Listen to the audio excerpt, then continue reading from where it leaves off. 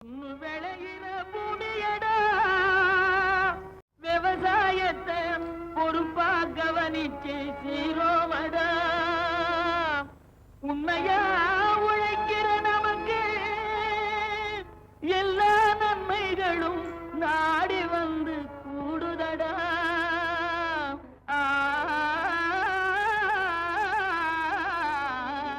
மாத்தி யோசிச்சேங்க.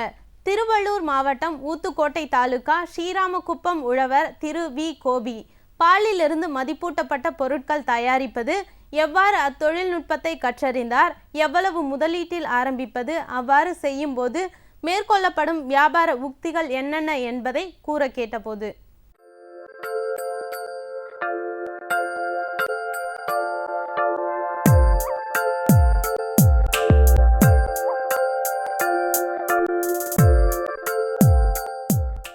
நாங்கள் 2 அண்ணன் தம்பிங்க.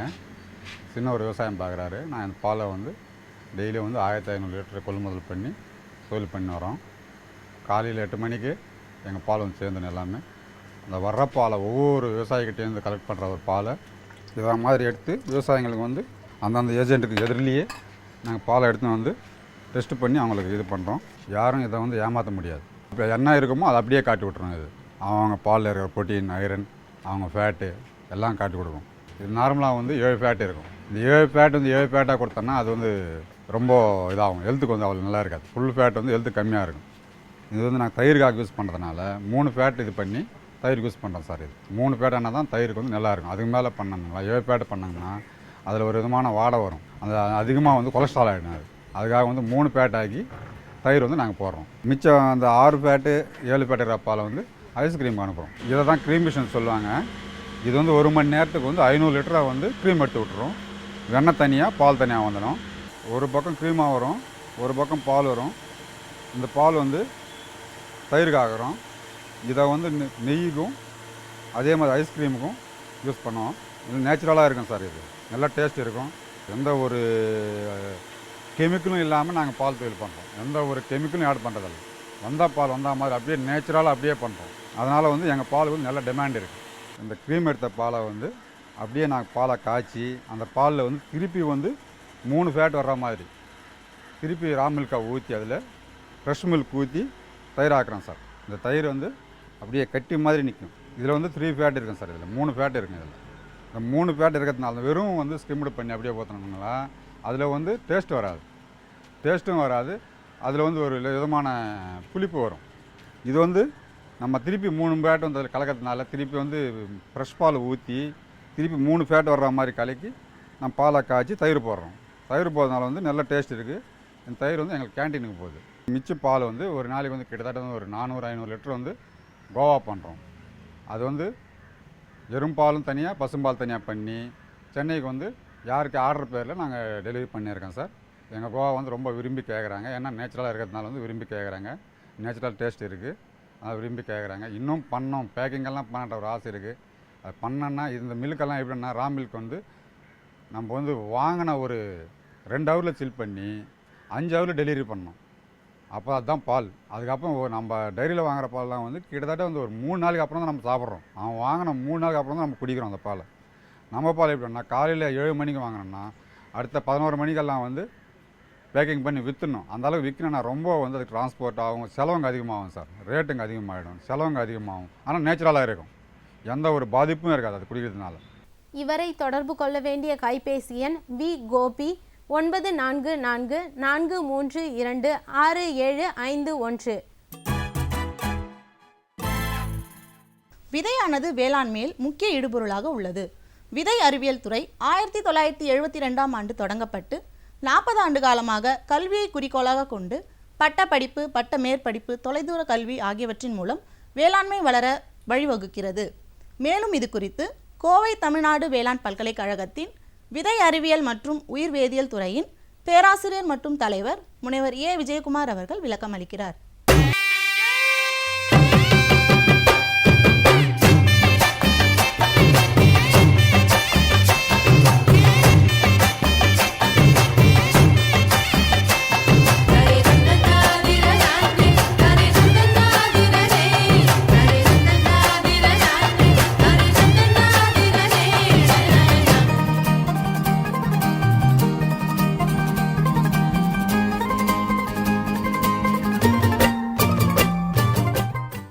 தமிழ்நாடு வேளாண்மை பல்கலைக்கழகத்தில் வந்து 1972 விதை தொழில்நுட்பத்துறை தொடங்கப்பட்டது.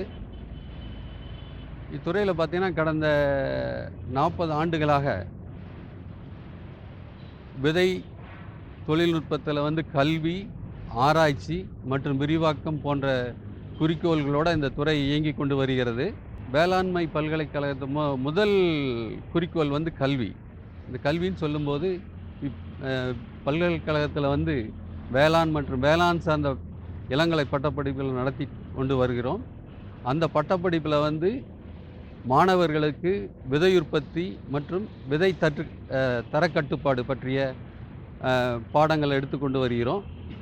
அது மட்டும் இல்லாமல் பார்த்திங்கன்னா விதை உற்பத்தியை வந்து ரொம்ப அதிக அளவில் செய்யணும், நல்ல விதை உற்பத்தி பண்ணுங்கிற நோக்கில் வந்து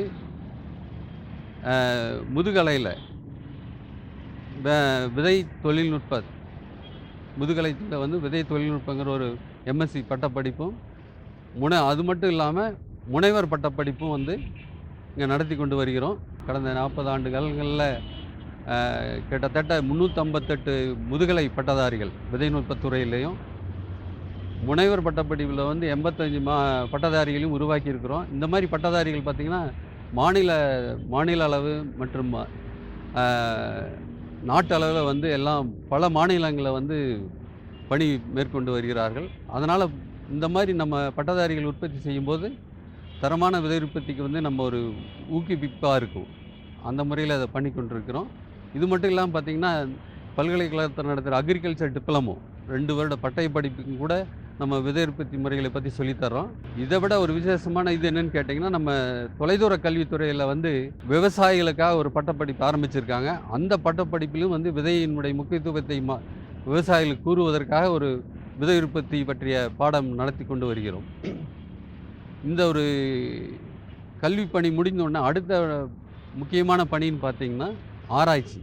ஸோ ஆராய்ச்சின்னு பார்க்கும்போது கிட்டத்தட்ட நம்ம கோவையில் வந்து 1970களில் பார்த்திங்கன்னா விதை உற்பத்திக்கு வந்து ஒரு முக்கியமான மையமாக அமைஞ்சு வந்தது. பிற்காலங்களில் தட்பவெப்ப சூழ்நிலையின் காரணமாக அந்த இது இப்போ மாறிப்போச்சு. இருந்தாலும் பார்த்திங்கன்னா இத்துறையின் மூலம் வேளாண் பயிர்கள், தோட்டக்கலை பயிர்கள், தீவனப் பயிர்கள் மற்றும் வனவியல் பயிர்கள் இதில் பார்த்திங்கன்னா விதை தேர்வு எப்படி பண்ணுறது, விதை நேர்த்தி எப்படி பண்ணுறது, விதை உற்பத்தி எப்படி மேற்கொள்கிறது, அதில் விதைகளை எப்படி அறுவடை செஞ்சு சுத்தம் பண்ணி விதை நேர்த்தி பண்ணி நம்ம எப்படி சேமித்து அடுத்த காலகட்டங்களில் பயன்படுத்துங்கிறது போன்ற ஆராய்ச்சிகளை வந்து மேற்கொண்டு வந்தோம். இப்பேற்பட்ட ஆராய்ச்சிகளில் பார்த்திங்கன்னா பலவிதமான விதை தொழில்நுட்பங்களை வந்து நம்ம விவசாய பெருமளுக்கு அறிமுகப்படுத்தியிருக்கிறோம். அதில் சில குறிப்பிடத்தக்கதுன்னு சொல்லணும்னு பார்த்திங்கன்னா நெல்லின் தரத்தை உயர்த்துறது, அதாவது பொக்கு விதைன்னு சொல்லுவாங்க. பொக்கு விதைகளை வந்து நம்ம அடித்து எல்லாம் எடுத்து வந்த பின்னாடி கூட ஒரு சில காலங்கள் வச்சுருந்து நம்ம விதைக்கும் போது அதில் வந்து பொக்கு விதைகள் வந்து அதை வந்து எடுப்பதற்காக பிரித்து எடுக்கிறதுக்காக உப்பு நீர் கரைசல் மூலம் பொக்கு விதைகளை பிரித்து எடுத்து நம்ம விதைக்கிற விதைகள் வந்து வீரியமாக நல்ல நாற்றுகளை கொடுக்கறதுக்காக அது ஒரு முக்கியமான ஆராய்ச்சி முடிவு. எளிமையான முறையில் செய்யக்கூடிய ஒரு தொழில்நுட்பம் கூட. 2வது தொழில்நுட்பம்னு பார்த்திங்கன்னா அந்த பருத்தி. அந்த காலத்தில் பார்த்திங்கன்னா பருத்தி வந்து பஞ்சோடு தான் விதைச்சிட்டு இருந்தோம். அதில் வந்து ரொம்ப கஷ்டங்கள் இருந்தது. அதை வந்து அந்த பருத்தி விதையினுடைய பஞ்சை வந்து அமிலத்தின் மூலம் நீக்கி விதையின் அளவை குறைக்கிறது, அதை வந்து நல்ல விதமாக நம்ம விதைக்கிறதுக்கு ஏதுவாக இருக்கும். அந்த மாதிரி ஒரு முடிவு நம்ம கண்டறிந்தோம். 3வதாக பார்த்திங்கன்னா நம்ம வந்து மானாவாரியில் விதைக்கிறோம். அந்த விதைகளை வந்து ஒரு சில டைம் மழை வரும், விதைச்ச பின்னாடி சில நேரங்களில் இல்லாமல் போகலாம். அதை வந்து தாங்கி வளர்கிறதுக்காக விதை கடினப்படுத்தும் முறை, அந்த முறை ஒன்று நம்ம கண்டுபிடிச்சது தான்.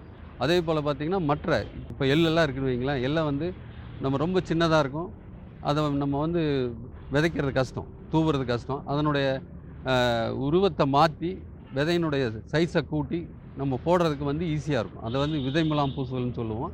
அது கூட வந்து நம்ம வேணுங்கிற உரத்தை அது கூட சேர்த்துக்கலாம், அல்லது நுண்ணுயிர்களை வந்து அது கூட சேர்த்தலாம்.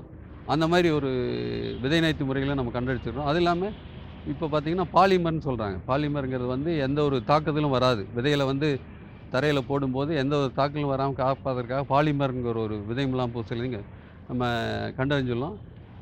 அது அடுத்தது பார்த்திங்கன்னா காய்கறிகள் விதைகளினுடைய வீரியம் அதிகரிக்கிறதுக்கு விதை நேர்த்தி, அந்த மாதிரி விதை நேர்த்தியும் பண்ணியிருக்கோம். அப்புறம் இப்போ உள்ள லேட்டஸ்ட்டு டெக்னாலஜின்னு பார்த்திங்கன்னா நம்ம நேனோ டெக்னாலஜின்னு சொல்கிறாங்க.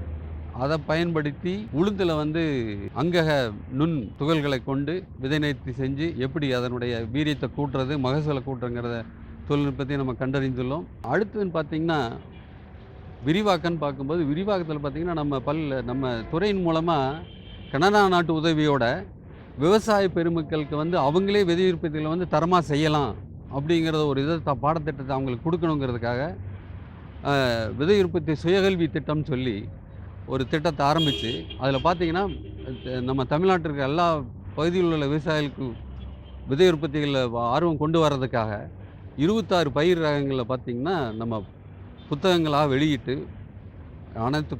அனைத்து செயல்முறைகளையும் வந்து விளக்கங்களுடன் படங்களுடன் அந்த கையேடுகளை தயாரித்து நம்ம தமிழ்நாடு உள்ள அனைத்து விவசாயிகளும் பயன்பெறும் விதத்தில் பார்த்திங்கன்னா எல்லா மாவட்டங்களிலும் வந்து விவசாயிகளுடைய